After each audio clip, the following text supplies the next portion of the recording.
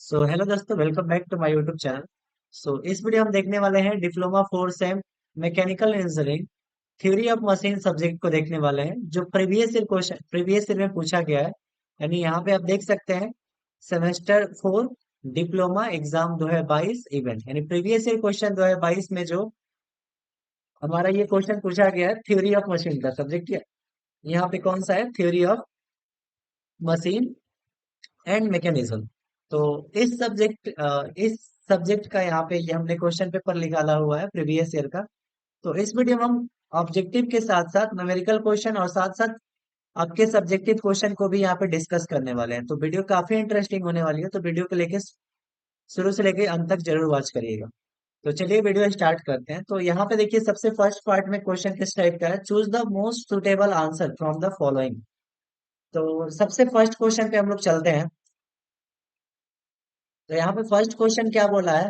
A cam in which the follower reciprocate or oscillate in a plane parallel to the axis of the cam is known as.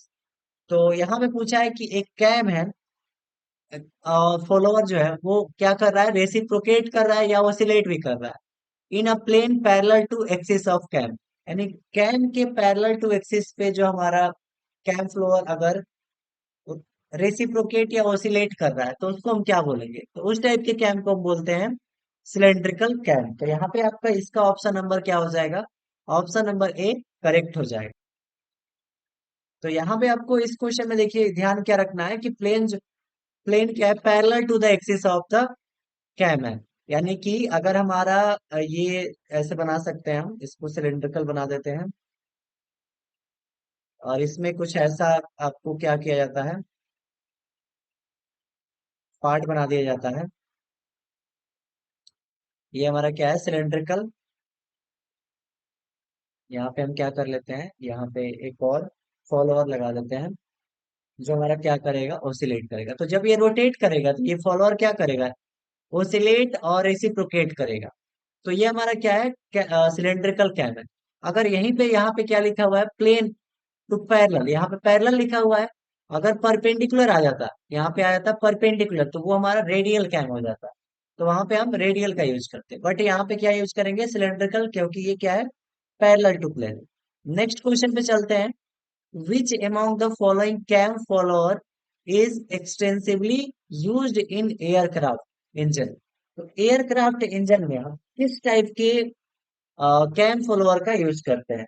Air type में हम सबसे ज्यादा use करते हैं roller flour का, क्योंकि इसको यूज करना इजी होता है। ताकि और इससे रोलर फ्लोअर जो रहता है वो किस कुछ इस टाइप का होता है। मान लेते हैं ये हमारा क्या है? तो रोलर फ्लोअर में कुछ नहीं होता है, यहाँ पे एक रोलर होता है और ये इसके साथ अटैच होता है। ये हमारा कैम होता है और ये हमारा क्या होता है? ये फॉलोअर है और ये हमारा कैम है। तो कैम जैसे ही मूव करता है, ये रोलर यहाँ पे लगा होता है, उसकी हेल्प से वो क्या करता है? रेसिप्रोकेट और ओसिलेट करता है। तो ये इसलिए हम एयरक्राफ्ट में किसके यूज करते हैं? रोलर फॉलोअर का। नेक्स्ट क्वेश्चन पे चलते हैं, थर्ड वाले पे।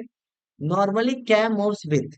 तो normally cam moves with, third question जो हमारा है, इसका करेक्ट आंसर हो जाएगा कांस्टेंट वेलोसिटी। यानी हमारा जो कैम है वो कांस्टेंट वेलोसिटी से मूव करता है। जैसे आप कहीं पे देखे होंगे, तो ये हमारा कैम है और यहाँ पे क्या लगा हुआ है आपके पास?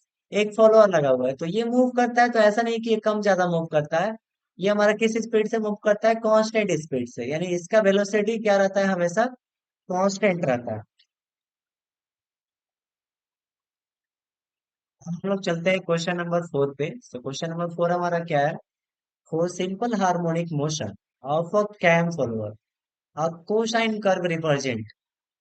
यानी एक सिंपल हार्मोनिक मोशन, अगर हम एक कैम फॉलोअर का सिंपल हार्मोनिक मोशन बनाते हैं तो कोसाइन कर्व हमको क्या बताता है, ये यहाँ पे बताना है हमको। तो यहाँ पे आपको बहुत चीजें समझने वाली है। यहाँ पे देखिए एक वर्ड यूज हो रहा है कोसाइन का। अगर आप देखेंगे तो हमारे पास अगर हम साइन का ग्राफ बनाते हैं तो कुछ ऐसा बनता है। अगर हम कॉस का ग्राफ बनते हैं तो कुछ ऐसा बनता है। कॉस का ग्राफ कुछ ऐसा बनता है, यानी कि ये 1 से ऊपर से स्टार्ट होता है और साइन का ग्राफ 0 से स्टार्ट होता है। तो अगर हम देखें कोसाइन कर्व का, तो कोसाइन कर्व जो होता है ये हमारा बताता है एक्सेलरेशन डायग्राम को। ये किस डायग्राम को बताता है? एक्सेलरेशन डायग्राम को। बट ये जो साइन कर्व है ये किसको बताता है आपको? डिस्प्लेसमेंट डायग्राम को। डिस्प्लेसमेंट डायग्राम को हमारा कौन बताता है? Sine curve. और एक्सेलरेशन डायग्राम को हमारा कौन बताता है? Cosine curve. तो कोसाइन कर्व हमको किसको बताएगा? Acceleration diagram. यानी तो हमसे पूछा था कोसाइन का, तो इसका correct answer option number C acceleration diagram हो जाएगा। नेक्स्ट क्वेश्चन पे चलते हैं, question number 5। In a belt drive system where when the speed of belt increase dash dash. यानी कि अगर बेल्ट ड्राइव सिस्टम है और अगर हम क्या कर देते हैं कि बेल्ट ड्राइव का जो स्पीड है वो क्या कर देते हैं? इंक्रीज कर देते हैं, यानी बढ़ा देते हैं। तो अब क्या होगा? तो इस केस में क्या होगा हमारा कि जो हमारा पावर ट्रांसमिशन है वो इंक्रीज कर जाएगा। जैसे आप देखते होंगे कि, तो आपको यहाँ पे ध्यान रखना है, बेल्ट ड्राइव का अगर हम स्पीड बढ़ाते हैं तो यहाँ पे पावर क्या हो जाता है? पावर ट्रांसमिशन इंक्रीज कर जाता है। इसको ऐसे भी आप समझ सकते हैं कि पावर का फॉर्मूला हमारा बेल्ट ड्राइव के लिए क्या होता है? Tension T1 minus T2 into भी। और या इसको हम ऐसा भी लिख सकते हैं, T1 माइनस T2 इंटू भी को हम क्या लिख सकते हैं? 2 पाई n बाई 60। वेलोसिटी हमारा क्या होता है? 2 पाई n बाई 60। अब अगर आप n को जितना बढ़ाइएगा, n हमारा क्या है? स्पीड है। तो n को आप जितना बढ़ाइएगा पावर भी क्या हो जाएगा? उतना ही बढ़ेगा, क्योंकि ये क्या है? डायरेक्टली प्रोपोर्शनल है। तो यानी कि स्पीड जितना ज्यादा बढ़ेगा हमारा पावर क्या होगा? उतना ज्यादा इंक्रीज करेगा। नेक्स्ट पे चलते हैं हम लोग क्वेश्चन नंबर 6 पे। तो क्वेश्चन नंबर 6 क्या है? The standard angle between the side of we belt. यानी वी बेल्ट अगर आप बनाते हैं तो स्टैंडर्ड एंगल इसमें क्या होता है? इसके बीच का स्टैंडर्ड एंगल कितना होता है? तो वो स्टैंडर्ड एंगल हमारा होता है 45 डिग्री। 45 बोल रहा है। ये हमारा 6 क्वेश्चन है, इसका करेक्ट ये हमारा एंगल कितना होता है? 40 डिग्री का।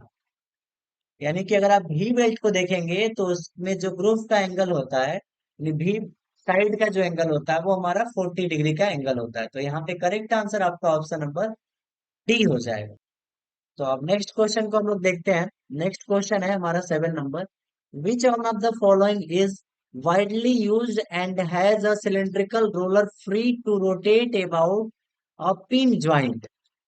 तो इसमें करेक्ट आंसर क्या होगा? यानी इसमें फॉलोअर का टाइप पूछा है। विच of the follower is widely used and has a cylindrical roller free in to rotate about a pin joint। तो इसका मतलब क्या? कहने का मतलब ये हुआ कि हमारा ऐसा कौन सा फॉलोअर है जिसका हम यूज करते हैं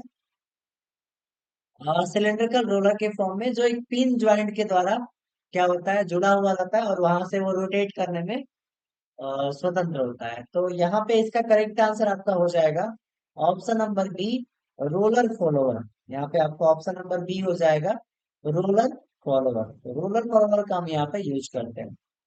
नेक्स्ट क्वेश्चन है question number 8। The belt slip occurs due to. यानी अगर हमारा ये मान लेते हैं हमारा क्या है? पुली है और अगर हम इस पे बेल्ट लगाए हुए हैं तो बेल्ट स्लिप होने का क्या कारण है? तो पहला हेवी लोड, तो ये तो सही है। अगर ज्यादा लोड अगर आप देते हैं तो क्या होता है? आप देखते हैं कई सारी मशीनें हैं जहाँ पे आप ज्यादा लोड देंगे तो क्या हो जाता है? बेल्ट जो होता है वो स्लिप कर जाता है। उसके बाद सी भी है, यहाँ पे बी देखते हैं, लूज बेल्ट।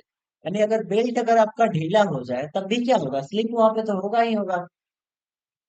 नेक्स्ट है सी, ड्राइविंग पुली टू स्मॉल। अगर हमारा ड्राइविंग पुली जो है वो अगर स्मॉल हो जाए, यानी जिस जो हमारा ड्राइविंग पुली है जिसपे हम बेल्ट लगाए हुए हैं, ये हमारा ड्राइवर पुली है और ये हमारा ड्रिवन पुली है।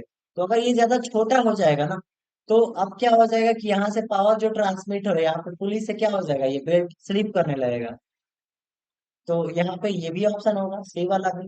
यानी कि ये तीनों ऑप्शन यहाँ पे होंगे, तो ऑल ऑफ दी अबव हमारा इसका करेक्ट आंसर हो जाएगा। नेक्स्ट क्वेश्चन पे चलते हैं, क्वेश्चन नंबर 9। तो क्वेश्चन नंबर 9 क्या है? The arm of the pulleys for flat belt drive है। The arm of the pulley for flat belt drive है। तो आपका क्वेश्चन नंबर 9 का करेक्ट आंसर हो जाएगा ऑल ऑफ दी एबव। यानी कि वो इलिप्टिकल क्रॉस सेक्शन भी होता है, मेजर एक्सिस इन प्लेन होता है। एक मिनट, तो यहाँ पे इसका major axis in plane rotation हो जाएगा और ये सी है major axis twist the minor axis. तो ये ऑल ऑफ दी एबव इसका करेक्ट आंसर हो जाएगा। नेक्स्ट पे चलते हैं question number 10। So question number 10 हमसे क्या पूछता है, velocity ratio is constant for which of the following, यानी किस कंडीशन में हमारा वेलोसिटी रेशियो जो रहेगा वो कांस्टेंट हो जाएगा। वेलोसिटी रेशियो को आप ऐसा भी दिखा सकते हैं, स्पीड रेशियो या वेलोसिटी रेशियो N1/N2, यानी मान लेते हैं एक ड्राइवर पुली है और दूसरा ड्रिवन पुली है, ये हमारा ड्राइवर पुली है और दूसरा ड्रिवन है। तो किस ड्राइव में इसका स्पीड और इसका स्पीड का रेशियो हर कंडीशन में कांस्टेंट रहेगा, तो वो हमारा होता है चैन ड्राइव एंड गियर्स में। तो क्वेश्चन नंबर 10 का करेक्ट आंसर हो जाएगा option number A, chain drive and gear. अब देखते हैं चैन ड्राइव्स में क्या होता है, तीत होते हैं और गियर में भी तीत होते हैं। तो गियर तो आपस में एक साथ एंगेज रहते हैं, लेकिन चैन ड्राइव में क्या होता है कि दो हमारे पास यहाँ पे क्या लगे होते हैं, गियर लगे होते हैं और उसपे हमारा क्या रहता है, चैन लगा होता है और वो दूसरे के साथ कनेक्ट होता है। तो यहाँ पे हमारा क्या हो जाएगा इसका answer, chain drive and gear drive. तो अब नेक्स्ट पे चलते हैं हम लोग क्वेश्चन नंबर 11 पे। क्वेश्चन नंबर 10 हमारा हो गया, इसका correct answer a. 11 number question है, the groove angle of the rope is usually, यानी कि रोप ड्राइव अगर हमारा है तो उसमें जो ग्रुप के बीच का एंगल है वो कितना होगा ये बताना है। तो क्वेश्चन नंबर 11 का करेक्ट आंसर आपका हो जाएगा ऑप्शन नंबर ए, यानी 45 डिग्री। तो ध्यान रखिए आप भी बेल्ट के लिए 40 डिग्री और बेल्ट ड्राइव के लिए, यानी यहाँ पे देखिए रोप ड्राइव के लिए, रोप ड्राइव रोप के लिए हमारा कितना हो जाएगा 45 डिग्री। तो ये आपको ध्यान रखना है। तो यहाँ पे करेक्ट आंसर ऑप्शन नंबर ए हो जाएगा।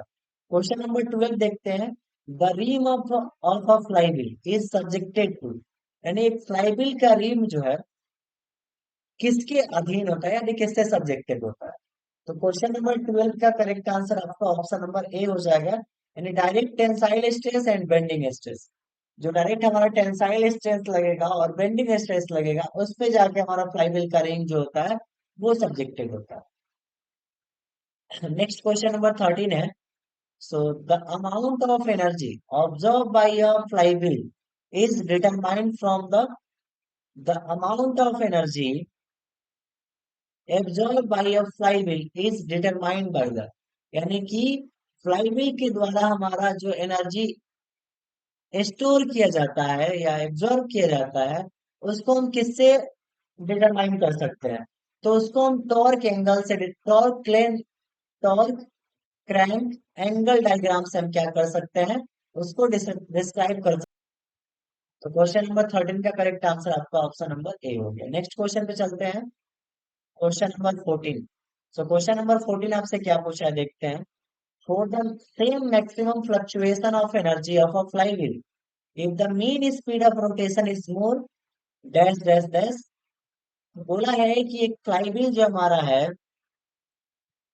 उसके लिए अधिकतम फ्लक्चुएशन एनर्जी जो है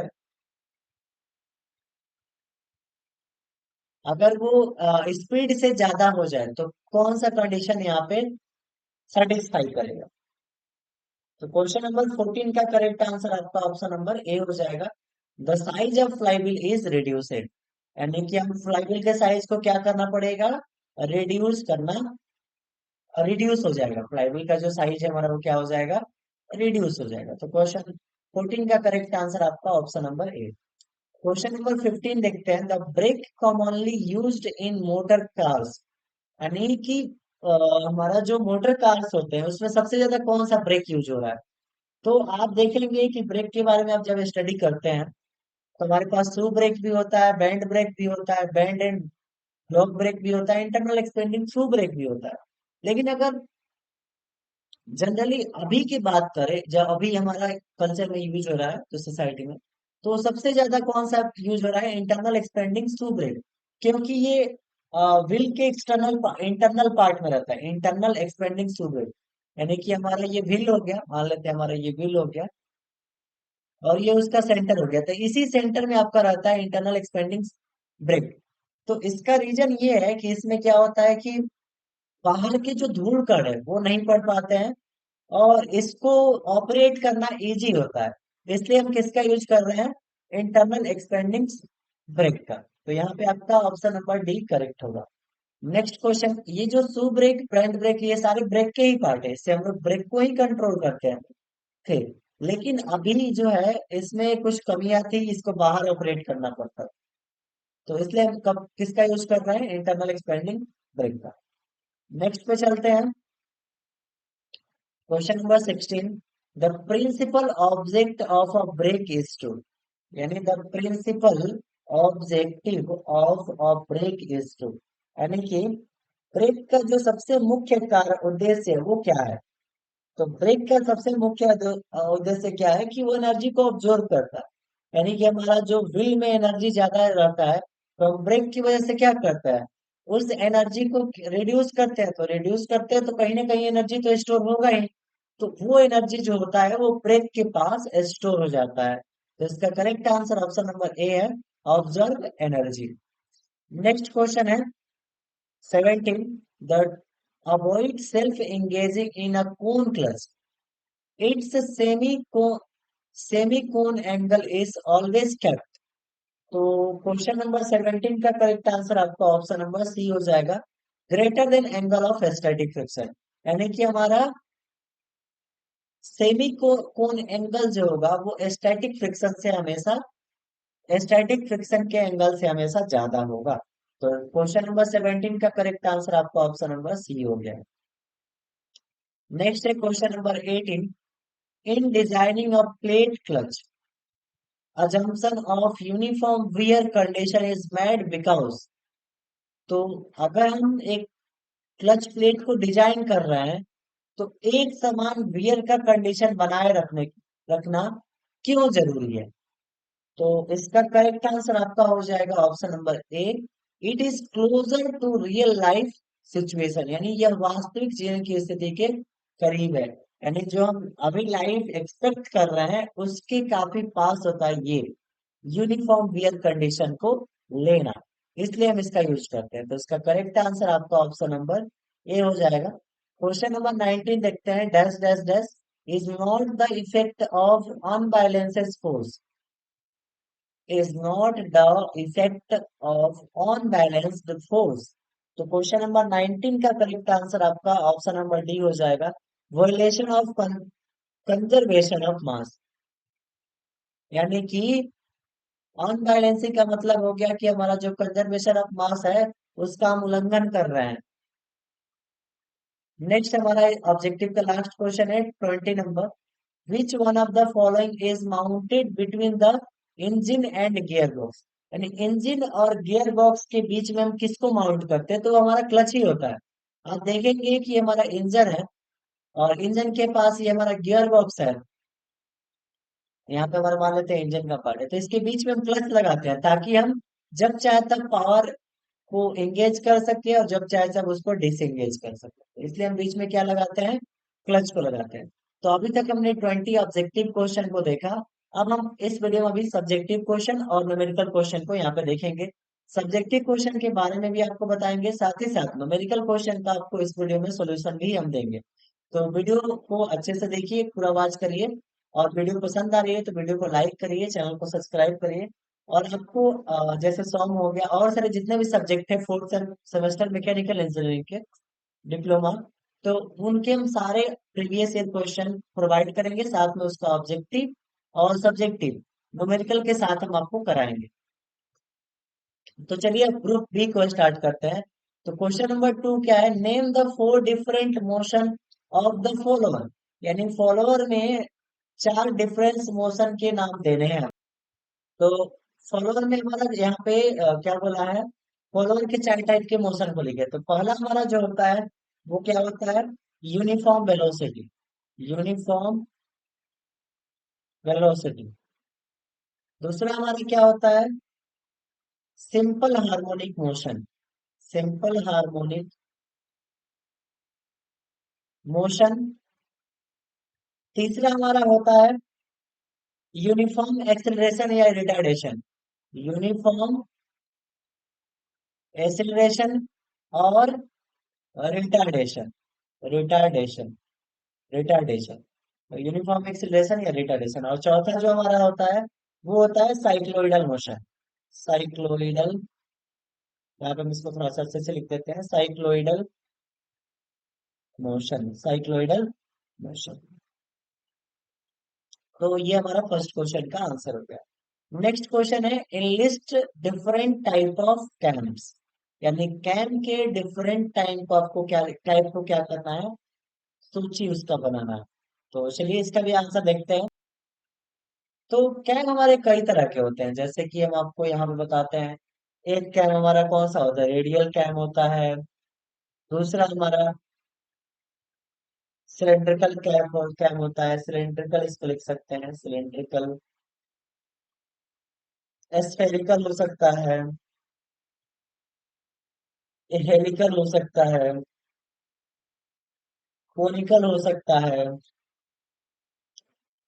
और थ्री डायमेंशनल या और बहुत सारे कैम हो सकते हैं। तो आप पाँच चार या पाँच छह कैम का नाम लिख दीजिएगा, तो ये 4 मार्क्स का आपका क्वेश्चन कंप्लीट हो जाएगा।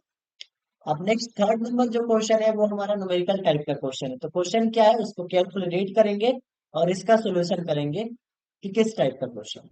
तो क्वेश्चन पूछा, determine the power transmitted in the belt drive if the tension of tight and slack side are 800 Newton and 500 Newton, respectively, velocity of the belt is 8 metre पर second.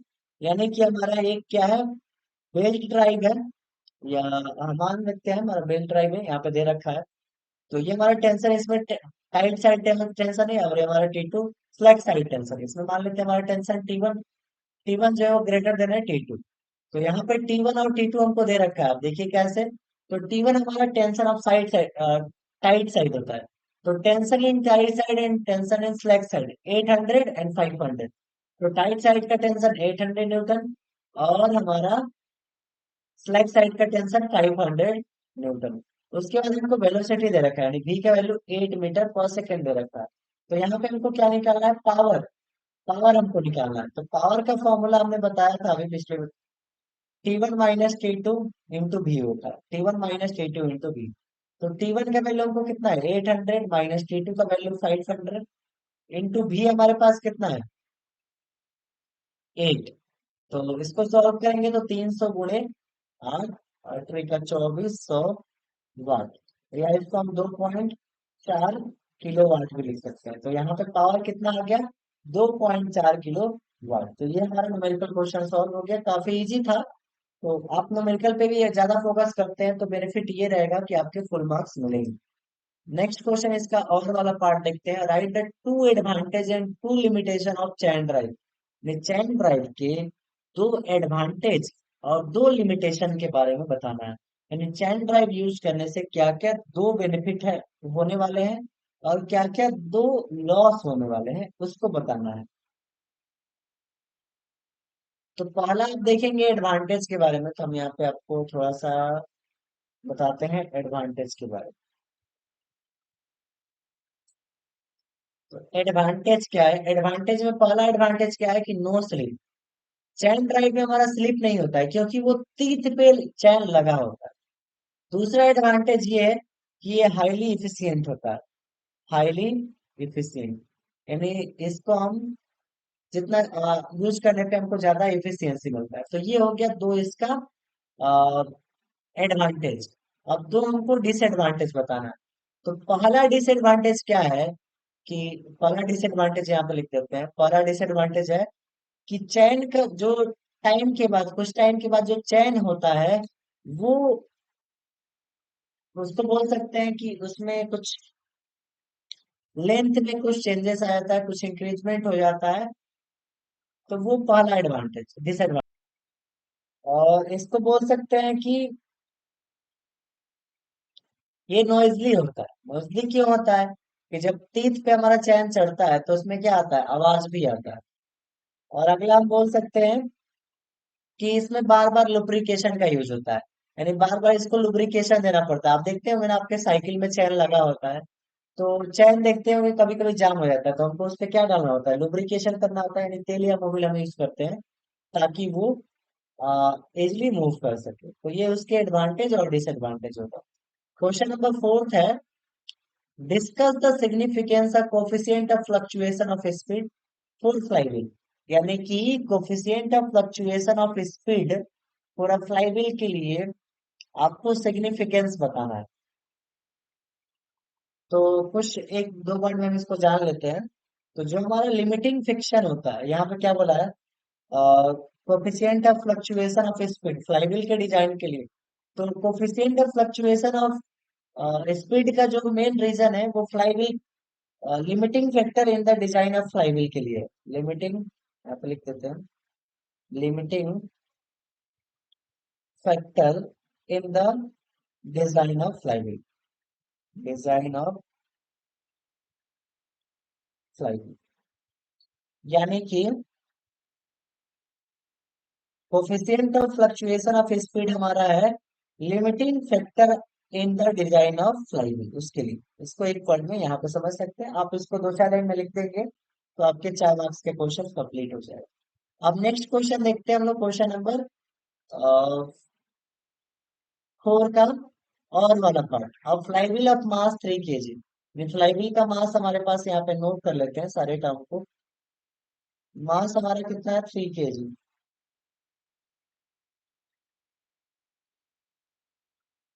Radius of gyration 1.7 metre, radius of gyration को k से दिखा देते हैं, 1.7 metre. Find the energy store in the flywheel when speed increase from 300 rpm to 350 rpm. यानी पहले speed N1 जो था वो 300 आरपीएम था, और अब स्पीड जो N2 हो गया वो कितना हो गया, 350 आरपीएम। तो यहाँ पे हमको क्या निकालना है, एनर्जी स्टोर।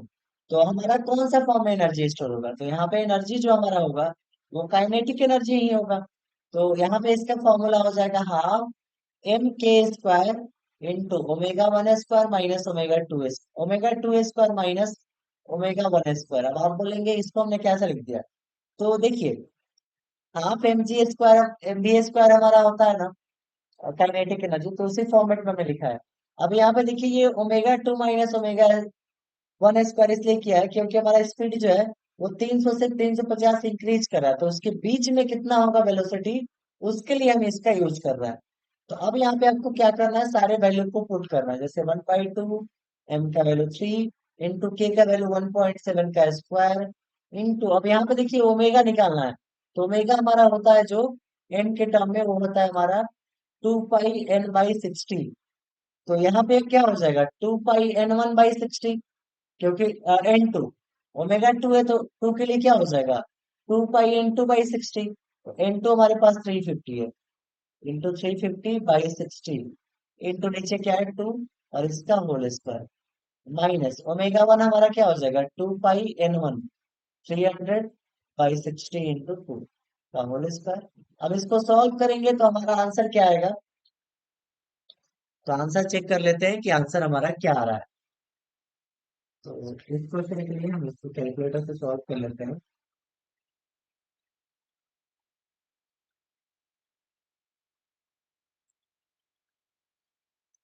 इसको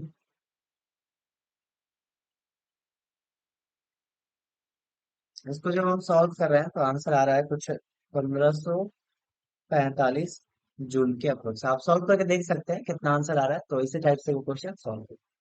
नेक्स्ट क्वेश्चन है explain the concept of self locking of brake. तो थोड़ा सा आपको इसके बारे में बताते हैं कि सेल्फ लॉकिंग ऑफ ब्रेक क्या होता है। तो देखिए सेल्फ लॉकिंग ऑफ ब्रेक का मतलब ये हुआ कि हम ब्रेक नहीं लगा, फिर भी हमारा गाड़ी जो है वो रुक गया, यानी उसमें ब्रेक लग गया ऑटोमेटिक अपने आप। तो ये कंडीशन है सेल्फ लॉकिंग का। मतलब कि आपका ये मान लेते हैं व्हील है, और व्हील में आपका ब्रेक लगा हुआ है। ब्रेक कब लगता है, जब आप ब्रेक दबाते हैं। लेकिन एक कंडीशन ऐसा आता है ना कि ब्रेक जो होता है वो अपने आप लग जाता है, इसके बारे में फुल डिस्कस हम किसी वीडियो में करेंगे। तो अगर ब्रेक आपके बिना ब्रेक लगाए हुए ही लग जाए तो उस कंडीशन को बोलते हैं सेल्फ लॉकिंग ऑफ ब्रेक, यानी ब्रेक को अपने आप रुक जाना। क्वेश्चन नंबर 6 देख रहे हैं, enlist cause of variation in machine and their harmful effect। यानी वाइब्रेशन, मशीन के वाइब्रेशन का क्या कारण है और उसके क्या हार्मफुल इफेक्ट है। तो मशीन के वाइब्रेशन का कारण क्या है, तो कारण जैसे कि आप देख सकते हैं, तो वो कारण है आपका कि अगर हम मशीन डिजाइनिंग कर रहे हैं तो उसमें जो पार्ट्स है यानी जो उसमें मैन्युफैक्चर हो रहा है पार्ट, उसको हम परफेक्टली नहीं कर पा रहे। तो पहला कारण हो गया वाइब्रेशन का। दूसरा कि अब हम हमारे पास वो पार्ट अगर अच्छे बन भी जा रहा है, तो उसका हम सेटअप अच्छे से मशीन में नहीं कर पा रहे, तो भी रीजन हो सकता है वाइब्रेशन का। तो इसके कई सारे रीजन हो सकते हैं। अब उसके बाद बोला है कि हार्मफुल इफेक्ट क्या है। तो हार्मफुल इफेक्ट ये है ना, कि जब हमारा मशीन में वाइब्रेशन होगा तो उसमें वियर और टीयर होगा, यानी कि कई पास पार्ट्स जो हैंगे वो टूट फूट जाएंगे, हमारा मशीन प्रॉपर वर्क नहीं कर पाएगा, जिस रिक्वायरमेंट के लिए मशीन को बनाया है वो उस तरह से हमारा मशीन वर्क नहीं कर पाएगा। तो ये हमारा हार्मफुल इफेक्ट होगा। तो ये हमारा सिक्स क्वेश्चन।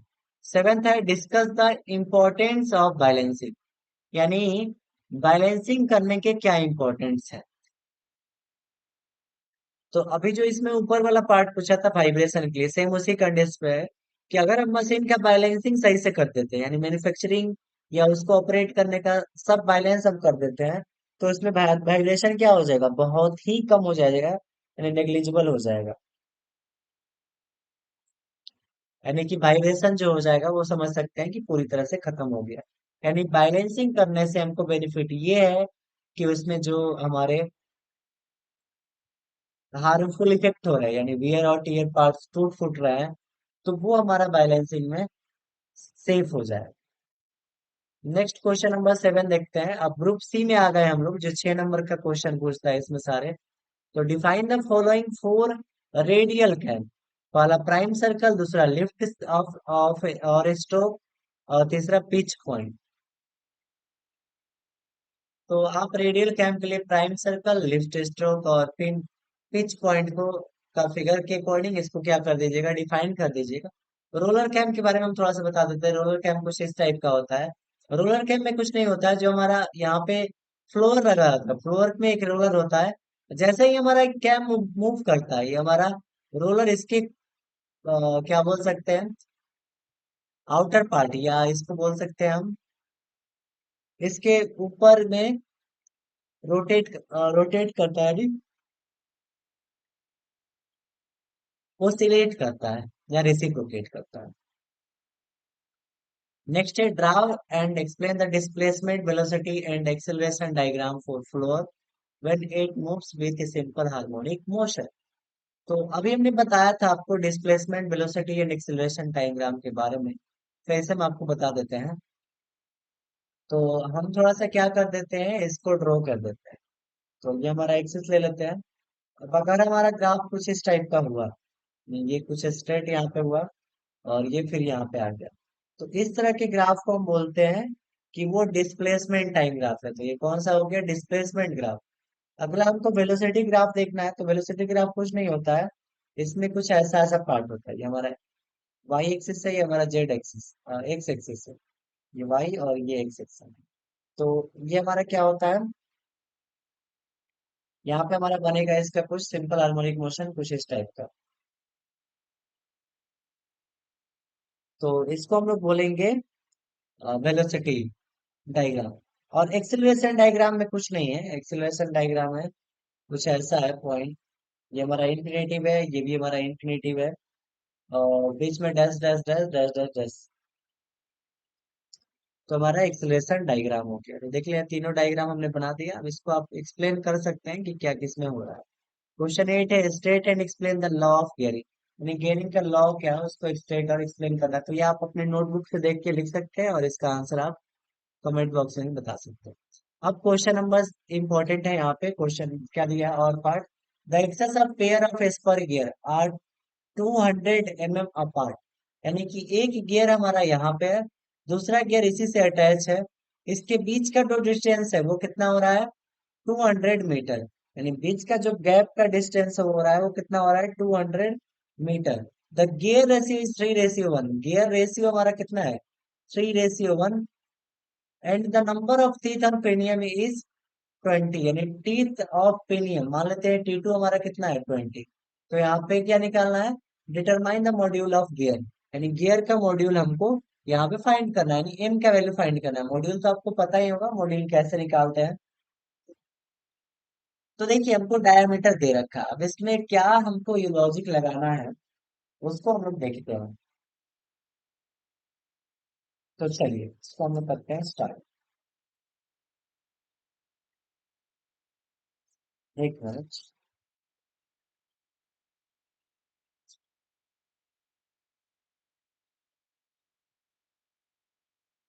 यानी कि हम यहाँ पे बोल सकते हैं कि इसके सेंटर से लेके इसके सेंटर का डिस्टेंस हमको 200 mm है। तो यहाँ पे हम लिख सकते हैं d1 + d2/2 = 200 mm।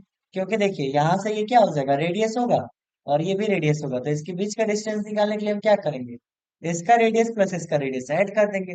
रेडियस निकालने के लिए हम डायमीटर में 2 से डिवाइड करते हैं, तो हमने ऐसा कर दिया। तो यहाँ से मिला d1 + d2 = 2, इधर मल्टीप्लाई होगा तो 400। ये हमारा इक्वेशन फर्स्ट हो। अब हमको क्या करना है कि अब हम गियर रेशियो का फॉर्मूला यूज करें। अभी हमने बताया गियर रेशियो का फॉर्मूला क्या होता है। गियर रेशियो जो हमारा होता है वो होता है, गियर रेशियो हमारा क्या होता है, यहाँ पे नोट डाउन कर लेते हैं। Number of teeth and pinion upon number of teeth in gear. तो number of teeth and pinion by number of teeth and gear. तो ये हमारा गियर रेशियो भी दे रखा है कितना है। गियर रेशियो की जगह पे क्या है, 3/1। यहाँ पे देखिए 3:1 को 3/1 लिख देते हैं, इक्वल टू T2/T1। तो T2 का वैल्यू तो हमें पता ही है कितना है, T2 का वैल्यू 20 है। तो 20/T1, T1 का वैल्यू नहीं पता है। तो यहाँ से हम क्या निकाल सकते हैं, T1 इक्वल टू हमारा क्या हो जाएगा। यहाँ पे आपको थोड़ा सा मिस्टेक हो रहा है, पेनियन वाला जो है हम इसको T1 से डिनोट कर देते हैं, T1। तो इसमें हमारा T1 यहाँ से अगर हम निकालते हैं, इसको दूसरे पेज पे हम लोग करते हैं। तो हमको क्या दे रखा है, D1 + D2 दे रखा है कितना। जैसे हमारे पास एक गियर ये है और दूसरा गियर ये है, इन दोनों के सेंटर के बीच का डिस्टेंस हमारा 200 मीटर, 200 mm। अब देखिए ये हमारा एक रेडियस है और ये भी हमारा एक रेडियस है, ये डायमीटर का आधा और ये डायमीटर का आधा। तो D1 + D2/2 हमको 200 mm दे रखा है। तो यानी D1 + D2 हमारा क्या आ जाएगा, 200 में 2 से मल्टीप्लाई करेंगे तो 400। इक्वेशन फर्स्ट बना लेते हैं। अब गियर रेशियो हमको दे रखा है कितना, 3/1। 3:1 का मतलब 3/1। तो इसको हम गियर रेशियो को T2/T1 लिखते हैं, इक्वल टू 3/1। अब हमारा जो T2 है वैसा ही रह जाए। T2 हमारा number of teeth on gear by T1 हमारा नंबर ऑफ टीथ ऑन पेनियन। तो पेनियन में टीथ हमारा कितना है, 20, इक्वल टू 3/1। तो T2 हमारा हो जाएगा 23 × 60, 60 टीथ हो जाएंगे हमारे T1 में, यानी ड्राइविंग में। अब हमको क्या करना है, मॉड्यूल निकालना है। तो आप देखेंगे कि हमारा क्या है कि यहाँ पे D1 + D2 जो है वो कितना है, 200 है। और D1 + D2 यहाँ पे इक्वेशन फर्स्ट को देखिए, ये हमारा कितना है, 400 mm। अभी अगर आप मॉड्यूल को देखें तो मॉड्यूल हमारा जो होता है वो डायमीटर बाई थिकनेस होता है। तो अगर हम D1 निकाले तो क्या हो जाएगा, M T1। और अगर हम D2 निकाले तो वो हो जाएगा M T2। अब आप बोलेंगे कि M को हमने क्यों नहीं चेंज किया। तो गियर कोई भी हो उसका मॉड्यूल क्या होता है, सेम हो। तो अब D1 की जगह पे हम क्या रखेंगे, M T1। तो M T1 प्लस D2 की जगह पे क्या रखेंगे, M T2। तो M T2 इक्वल टू 400। अब यहाँ से M कॉमन ले लेंगे तो T1 + T2 = 400। तो M इक्वल टू क्या हो जाएगा, 400/T1 + T2। T1 हमारे पास 20 है, प्लस T2 हमारे पास कितना हो गया, 60। यानी कि 400/80 कैंसल आउट हो जाएगा तो 5। M का वैल्यू हमारा कितना हो गया, 5। तो हमने यहाँ से मॉड्यूल कितना निकाल लिया, 5 mm। ये हमारा क्वेश्चन सेम 6 मार्क्स का है। नेक्स्ट पे चलते हैं, क्वेश्चन नंबर इसके आगे वाले पे। तो क्वेश्चन 9 है, find the equilibrium speed of Porter governor of ball 2.5 kg and slip weight 25 kg and angle of 45 degree. If all arm of rotor governor are equal to the length of 30 centimeter and pivoted on the axis of rotation। तो सबसे पहले हम एक छोटा सा figure बनाते हैं ताकि आपको ये समझ में आ जाए। ये हम एक पोर्टर गवर्नर बना रहे हैं, इसका हाफ सेक्शन ही बना रहे हैं।